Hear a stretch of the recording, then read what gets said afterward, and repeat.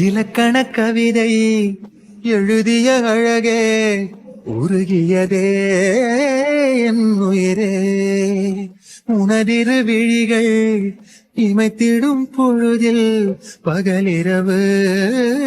உரைகிறதே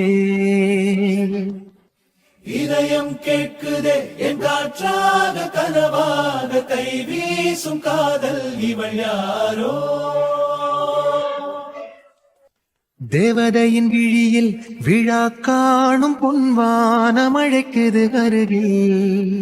மின்னல் வீரல் ஸ்பரிசம் அம்மாடி சிலிர்க்குது நெஞ்சில் காதல் மார்பில் ஆடும் மணிமாலையோடு ஓடும் காலம் நின்று சுழல்கின்றதே அன்பு